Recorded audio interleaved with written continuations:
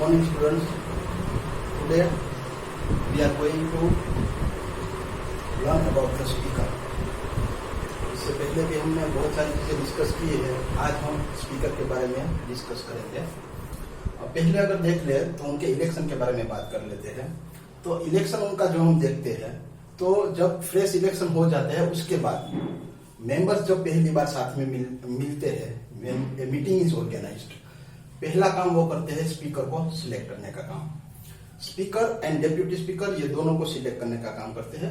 Normally अगर हम देखने जाए कि भाई उनका एज लिमिट, उनका इलेक्शन के टाइम के बाद हाउ मच, मतलब कितनी देर तक वो एज ए स्पीकर रहेंगे, तो क्या 5 साल.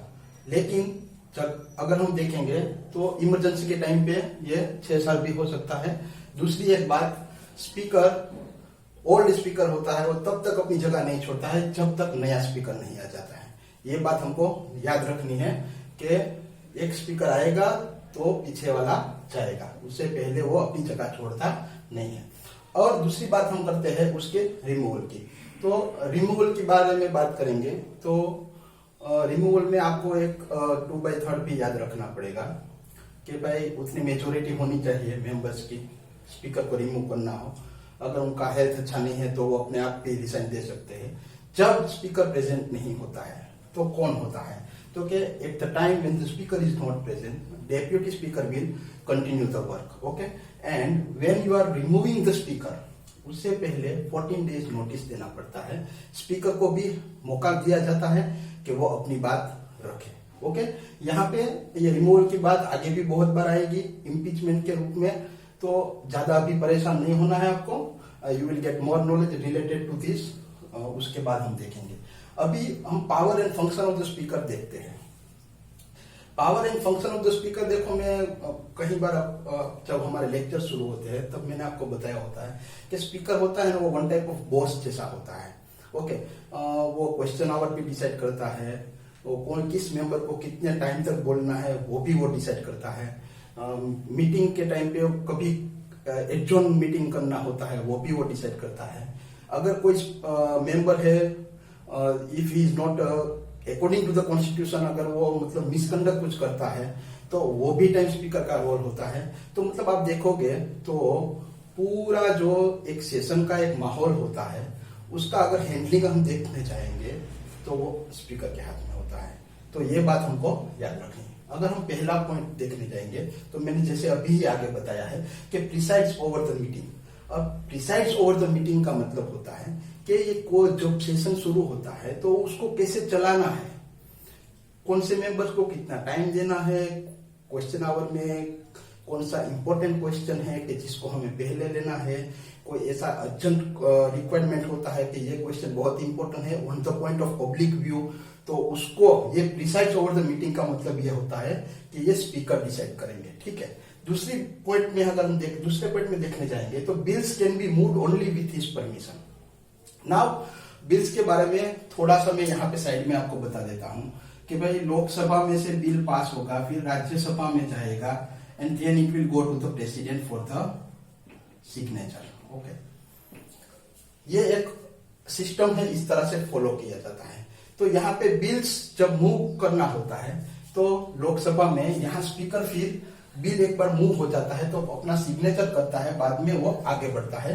इस तरह से आपको ये पॉइंट को समझना है कि उनकी परमिशन होनी चाहिए तो ही बिल है वो अगले पार्लियामेंट पे जाएगा. ठीक है. Second thing, allows time to member to speak. ये मैंने थोड़ा आगे भी बता दिया है कि भाई वो एक मेंबर को कितने वक्त तक बोलना है, क्योंकि वहां पे मतलब बिना टाइमिंग के अब देखोगे तो मतलब वो पूरा दिन विदाउट एनी मतलब कुछ भी तरीके बिना भी कोई स्पीकर कुछ भी मतलब बोलने शुरू कर देता है तो वो मतलब चलेगा नहीं. तो यहाँ पे उनको पर्टिकुलर टाइम अलॉट किया गया है, तो उनको उस तरह से ही आगे बढ़ना है कि भाई 5 मिनट आपको दिए गए हैं तो आपको 5 मिनट ही बोलना है, 6 मिनट, 5 मिनट, 4 मिनट, उस तरह से उनके टाइम दिए जाते हैं. उसके बाद का अगर हम देखने जाएंगे तो adjourn the meeting of the Lok Sabha. Adjourn का मतलब होता है कि खत्म करना. ओके, कि कब रिसेस करना है. Most of the timing are मतलब उनका परफेक्ट ही होता है, लेकिन ये अगर कोई मिसकंडक्ट हुआ, कोई मतलब मेंबर्स में कुछ प्रॉब्लम्स क्रिएट हो गए, तो eight the time also he can adjourn the meeting. It depends upon the speaker कि कब उसको एडजॉर्न करना है। वोट ऑन द बिल्स, यहाँ पे बहुत अच्छी तरह से हमको ये समझना है कि भाई अगर लोकसभा में कोई बिल पास हुआ है तो बिल पास होता है, उसके बाद में वोटिंग किया जाता है। तो वोटिंग किया जाता है, तो अगर हम देखेंगे कि 25 दोनों में 25 वोटिंग हुआ, तो ये तो मतलब इक्वल नंबर्स हो गए। तो ड्यूरिंग दैट टाइम स्पीकर को जो सही लगेगा उसमें वो +1 वोट करके बिल को आगे भेजेगा। ओके, नाउ ज्वाइंट सीटिंग ये हमें थोड़ा डिटेल में समझ लेना है, क्योंकि बाद में भी आएगा, तो अभी ही समझ लेते हैं तो बाद में थोड़ा प्रॉब्लम कम होगा। ज्वाइंट सीटिंग का होता है, कब होता है, तो कि भाई एक बिल है उसको हम पास कर रहे हैं, अभी लोकसभा में से बिल पास हो गया, राज्यसभा के पास आ गया है, और राज्यसभा वाले उसमें ज्यादा अटेंशन नहीं दे पा रहे हैं, या मतलब वो ध्यान नहीं दे रहे अपने आप। कुछ भी ऐसा माहौल क्रिएट होता है कि जब ये दोनों का जो इक्वल बैलेंस होना चाहिए वो ठीक से नहीं चल रहा है, during that time president sir होते हैं वो ज्वाइंट सीटिंग बुलाते हैं। ज्वाइंट सीटिंग बुलाएंगे तो आपको वो बहुत अच्छी तरह से याद रखना है कि ड्यूरिंग द ज्वाइंट सीटिंग ये हमारे स्पीकर सर है वो हेड करेंगे मीटिंग को। ज्वाइंट सीटिंग के टाइम पे स्पीकर सर है वो हेड करेंगे। Okay, now decide the money bill और नॉट। नाउ अभी आपको जो बिल्स पास होते हैं उसमें एक चीज ये होता है कि राज्यसभा को मनी बिल के साथ कुछ लेना देना नहीं होता है, तो यहाँ पे स्पीकर ही डिसाइड करके ही भेजता है कि भाई चलो लोकसभा में मतलब मनी बिल है तो मतलब वो ऐसे पास होगा, राज्यसभा में वो जाएगा, लेकिन उसमें उनका राज्यसभा का कोई रोल नहीं होता है।